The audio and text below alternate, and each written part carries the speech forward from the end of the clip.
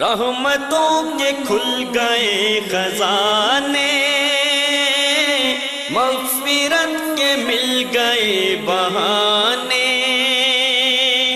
موسم بہار لوٹ آیا، گاؤ رب کی حمد کے ترانے، بولو نیکیوں کی میٹھی بولی، آؤ رحمتوں سے بھر لو جھولی۔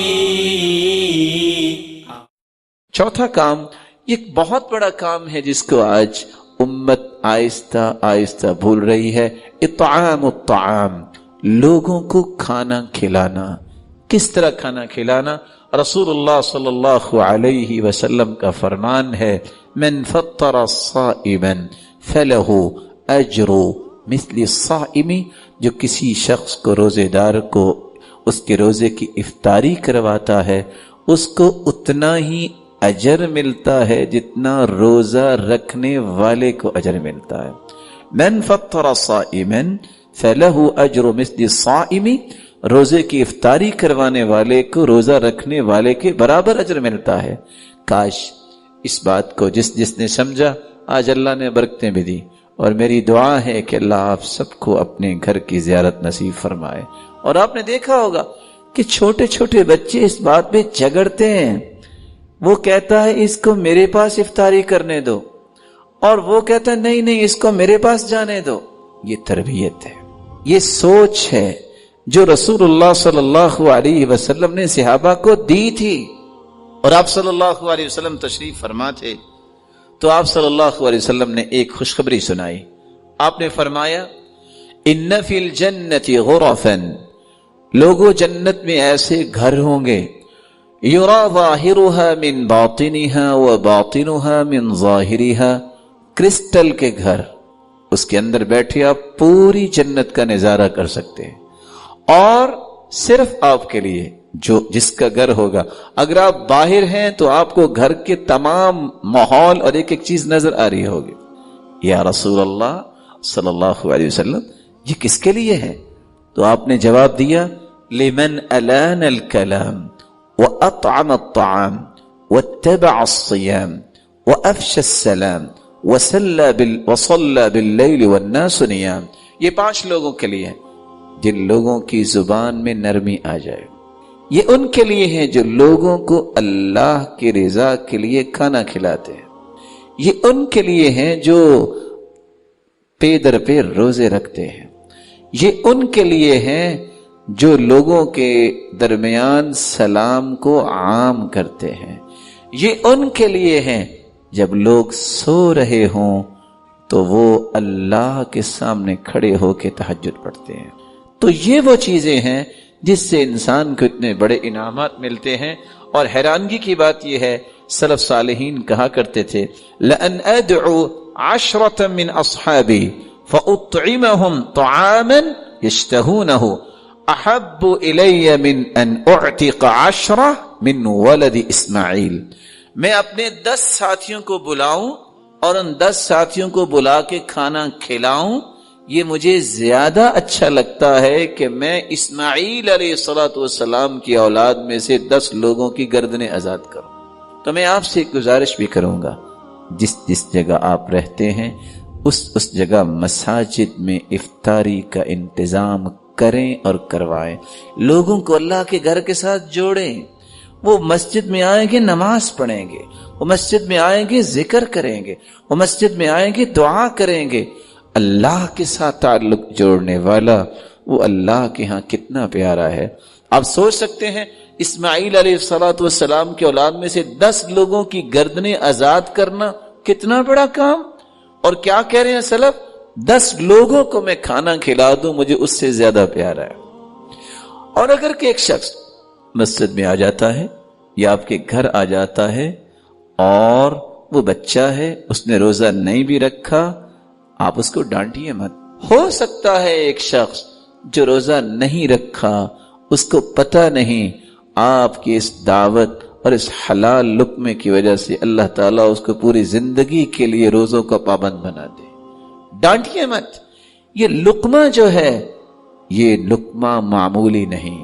صحیح بخاری کی روایت کے مطابق اگر کتے کو پانی پلانے والی وہ بنی اسرائیل کی بدکار عورت کے سارے گناہ معاف ہو سکتے ہیں اور وہ جنت جا سکتی ہے، تو کسی مسلمان کو ایک لقمہ کھلانا، اس سے اللہ تعالیٰ مسلمان کو جنت نہیں دیں گے؟ یہ رب کے فیصلے ہیں. خیر خواہی اور ہمدردی کا دروازہ زندگی میں بند نہ کیجیے. یہ مت دیکھیے اس کا روزہ ہے یا نہیں، تلقین کیجیے، دعوت دیجیے، خیر خواہی کیجیے، بتائیے مسلمان روزہ رکھتا ہے. مومن کا معنی یہ ہے کہ وہ ارکان اسلام کا پابند ہوتا ہے، لیکن اپنے آپ کو خیر سے دور نہ کیجیے. تو رمضان المبارک میں ہم کس طرح اپنے آپ کو اس قابل بنا سکتے ہیں؟ روزہ رکھیں، تراویح پڑھیں، قرآن مجید کی تلاوت کریں، زبان کی حفاظت کریں اور لوگوں کو کھانا کھلانا، ان کو افطاری کروانا.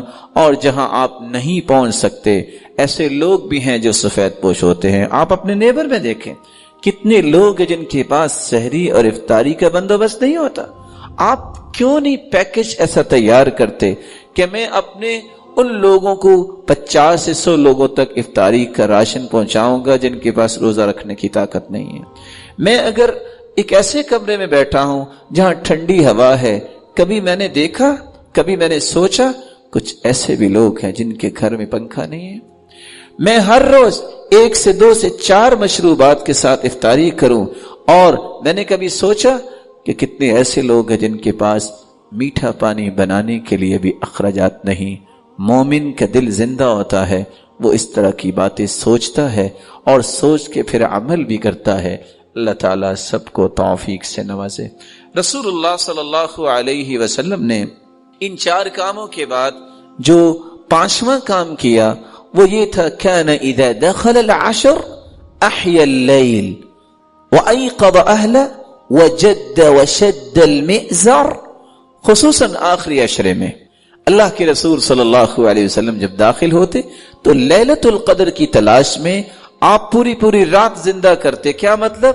پوری رات بیدار رہتے. ایقظ اہلہ، اپنے گھر والوں کو بھی اٹھاتے. وجد وشد المئزر، بہت کوشش کرتے اور کمر بستہ ہو جاتے. کس لیے؟ لیلۃ القدر کی تلاش میں. رسول اللہ صلی اللہ علیہ وسلم پر قرآن نازل ہوا، لیلۃ القدر خیر من 1000 شہر. کس طرح انسان، کسی کی عمر 81 سال ہوتی ہے، ایک رات کی عبادت 1000 مہینوں سے بہتر. اس لیے اس رات کی تلاش میں آخری عشرہ انسان کو اللہ کے لیے اس طرح گزارنا چاہیے کہ وہ رات کو قرآن پڑھے، رات کو دعا کرے، اللہ رب العزت کے سامنے گر گڑائے. اور حدیث آپ نے سنی ہوئی ہے، جس کی زندگی میں رمضان آیا پھر اس نے معافی نہیں مانگی، گناہ نہیں بخشوا لیے، وہ جہنم میں گہرا گر جائے. اللہ کے رسول صلی اللہ علیہ وسلم نے اس پہ آمین کہا. اور چھٹا وہ کام جو انسان کو رمضان میں خصوصاً کرنا چاہیے، الدعاء، دعا کرنا. اور لوگوں کے ہاں یہ جو تصور ہے اس کو ختم کیجئے کہ صرف افطاری کے وقت دعا قبول ہوتی ہے، پہلے نہیں ہوتی. یہی وجہ ہے سارا دن وہ دعا کرتے ہی نہیں ہیں. کہتے ہیں جب افطاری کا وقت ہوگا تو ہاتھ اٹھائیے. رسول اللہ صلی اللہ علیہ وسلم نے یہ نہیں کہا. اللہ کے رسول نے کیا فرمایا؟ ثلاث دعوات یستجاب لہن لا شک فیہن، 3 دعائیں قبول ہوتی ہیں جن کی قبولیت میں کوئی شک نہیں. دعوت الصائم، روزے دار کی دعا. روزہ کب سے شروع ہوتا ہے؟ فجر سے. کب ختم ہوتا ہے؟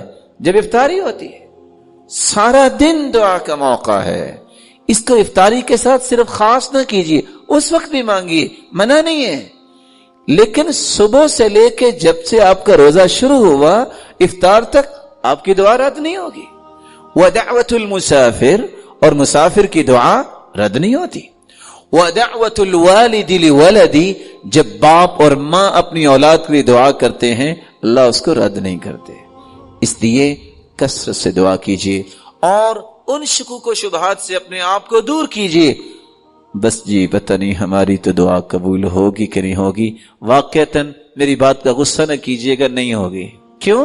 آپ نے خود کہہ دیا نہیں ہوگی۔ اللہ رب العزت کیا فرماتے ہیں؟ انا عند ظن عبدی بی ان خیرا فخیر وان شرا فشر، میں تو اپنے بندے کے گمان کے مطابق فیصلہ کرتا ہوں، وہ میرے بارے میں اچھا گمان کرے تو میں اچھا فیصلہ کرتا ہوں، اگر وہ بدزن ہو جائے تو اپنی بدزنی کا خود ہی خمیازہ بھگتتا ہے۔ آپ سوچ سکتے ہیں حدیث کیا کہتی ہے؟ انا مع عبدی اذا ذکرنی وتحرکت بی شفتا، میں اپنے بندے کے ساتھ ہوتا ہوں، اپنے علم اور قدرت اور رحمت کے ساتھ۔ میرے بندے کے ہونٹ جب حرکت کرتے ہیں تو میری رحمت پہلے نازل ہو چکی ہوتی ہے۔ رب کے بارے میں بدزنی نہ کیجیے۔ اور حدیث یہ کہتی ہے ادعوا اللہ وانتم موقنون بالاجابہ، دعا اس نظریے سے کرو، یقین کے ساتھ، موقنون بالاجابہ، اللہ ضرور قبول فرمائیں گے۔ اس لیے سیدنا عمر رضی اللہ تعالی عنہ کہا کرتے تھے مجھے آج تک قبولیت کا خوف نہیں ہوا۔ کیوں؟ جب تک اللہ مجھے دعا کی توفیق دیتے رہیں گے میں کہتا ہوں یہ توفیق نہ چھن جائے۔ اللہ دعا کی توفیق دیتے ہی اس کو ہیں جس کی قبول کرنی ہوتی۔ اور کبھی نہ سوچئے میری تو نہیں سنیں گے، اللہ اس کے سنیں گے۔ آپ سوچ سکتے ہیں بھلا شیطان سے کوئی برا ہے دنیا میں؟ اللہ نے تو شیطان کی بھی سنی ہے۔ ربی انظرنی الی یوم یبعثون، اے اللہ مجھے قیامت تک مہلت دے دے۔ قال فانک من المنظرین، جاؤ شیطان تجھے مہلت دی۔ کوئی شیطان سے برا ہے؟ اللہ نے تو شیطان کی بھی سن لی۔ لیکن شرط یہ ہے ما من مسلم يدعو بدعوة ليس فيها اسم ولا قطيعة رحم إلا أعطاه الله بها إحدى ثلاث، إما أن يعجل له دعوته وإما أن يدخرها له في الآخرة وإما أن يصرف عنه من السوء مثلها۔ جب بندہ دعا کرے گناہ کی دعا نہ کرے، قطع رحمی کی دعا نہ کرے۔ یہ نہیں دعا آپ کو کرنی چاہیے یا اللہ مجھے طاقت دے، یہ جو فلاں میرے رشتہ دار ہیں ان کو تو میں سبق سکھاؤں، ایسی دعا نہ کیجیے۔ یہ دعا کیجیے یا اللہ ان کو ہدایت دے دے۔ یہ دعا نہ کیجیے اچھا ذرا مجھے نوکری مل لینے دے، پھر دیکھوں گا یہ کیسے میرے گھر آتے ہیں، ابھی تو میں مجبور ہوں تو یہ لوگ آ جاتے ہیں۔ نہیں، قطع رحمی کی دعا نہ کیجیے۔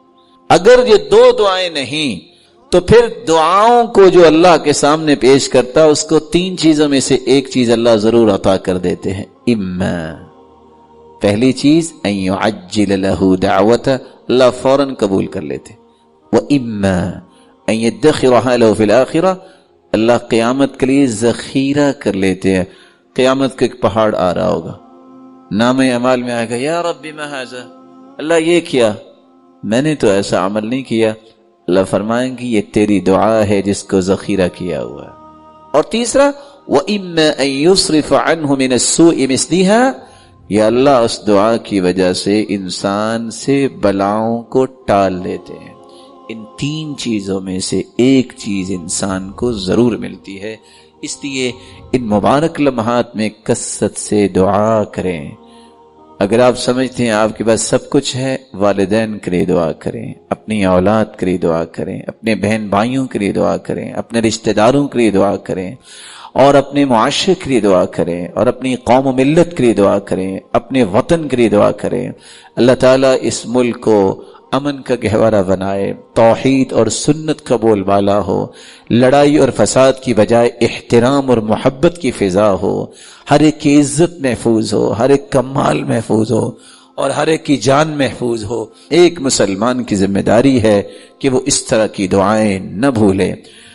ساتواں کام جو انسان کو رمضان المبارک میں کرنا چاہیے، جو رسول اللہ صلی اللہ علیہ وسلم کی سنت ہے، وہ ہے صدقہ کرنا۔ کان النبی صلی اللہ علیہ وسلم اجود الناس وکان اجود ما یکون فی رمضان، آپ صلی اللہ علیہ وسلم بہت سخاوت کرنے والے تھے، لیکن رمضان المبارک میں تو اس طرح سخاوت کرتے کالریح المرسلہ، جس طرح تند و تیز ہوائیں آتی ہیں اس طرح آپ کی سخاوت معاشرے میں پھیلتی نظر آتی تھی۔ سخاوت کیجئے اور صدقے کا معنی سمجھیے۔ صدقہ یہ صدق سے ہے، اور صدقہ وہی کرتا ہے جو اپنے ایمان میں سچا ہوتا ہے، اور لفظ بھی حدیث کے یہ ہیں والصدقۃ برہان، صدقہ انسان کے سچے ایمان کی دلیل ہے۔ اور صدقہ صرف مال کا نہیں، مفہوم سمجھیے اسلام نے جو پیش کیا ہے۔ اور میں چاہوں گا کہ بقیہ چند لمحات میں صدقے کی وہ تفصیلات آپ کے سامنے آ جائے کہ صرف مال کا ہی صدقہ نہیں ہے، کون کون سی چیز صدقہ بن سکتی ہے، اس سارے پہلوؤں کو سمجھنا چاہیے۔ رسول اللہ صلی اللہ علیہ وسلم تمام قسم کا صدقہ کرتے، آپ مال کا بھی صدقہ کرتے، اور کیسے؟ کالریح المرسلہ۔ صحابہ کرام اور سلف کا یہ طریقہ تھا، جتنا رمضان میں خرچ کرتے اتنا کبھی بھی خرچ نہ کرتے۔ کیوں؟ نیکی کا اضافہ ہوتا ہے، یہ تقرب الہی کا موسم ہے، اس لیے رمضان میں بخل نہ کیجئے۔ اگر آپ مہنگے سے مہنگے کھانے کھاتے ہیں رمضان میں تو میں ادباً گزارش کروں گا سنت کی تنفیذ کیجئے۔ سنت کیا ہے؟ کان یفطر علی رطوبات، اللہ کے رسول صلی اللہ علیہ وسلم تازہ کھجوروں سے افطاری کرتے۔ فإن لم یجد فعلی تمرات، تازہ کھجوریں نہ ملتی تو آپ خشک کھجوروں سے افطاری کرتے۔ فإن لم یجد فحسى حسوا من ماء، اگر دونوں قسم کی کھجوریں نہیں تو پھر آپ پانی سے افطاری کر لیتے۔ اور دوسری روایت کے الفاظ ہیں كان يحب الماء الحل، آپ میٹھا پانی پسند کرتے۔ وكان يحب العسل، تیسری روایت آپ شہد کو پسند کرتے۔ تو آپ کو جہاں رمضان میں خرچ کرنا ہے ایک اصول سامنے رکھیے، سرتاج رسول صلی اللہ علیہ وسلم نے افطاری اور سحری میں استعمال کیا۔ اگر وہ میرے مقدور میں ہے، میں وہ چیز خرید سکتا ہوں، تو بجائے اس کے میں دوسری چیزوں پہ اتنے پیسے خرچ کروں، مجھے تازہ کھجوروں کو اویل کرنا چاہیے۔ اور رسول اللہ صلی اللہ علیہ وسلم نے فرمایا نعم سحور المرء التمر، آدمی کی سب سے بہترین سحری کھجور ہے۔ اور میرا نہیں خیال کہ کوئی سحری کے وقت کھجوریں کھاتا ہوگا، سب لوگ کہتے ہیں یہ افطاری کی ایک آئٹم ہے، اور وہ بھی وہی جس کو پتا ہے سنت ہے، وگرنہ مختلف قسم کے مشروبات تو آ جاتے ہیں، لیکن رسول اللہ صلی اللہ علیہ وسلم کی سنت کو بھی سمجھنا چاہیے۔ اللہ رب العزت توفیق عطا فرمائے۔ اللہ کے دین کی دعوت اور لوگوں تک پہنچانے کے لیے اس ویڈیو کو ضرور لائک، شیئر، کمنٹ اور سبسکرائب کریں۔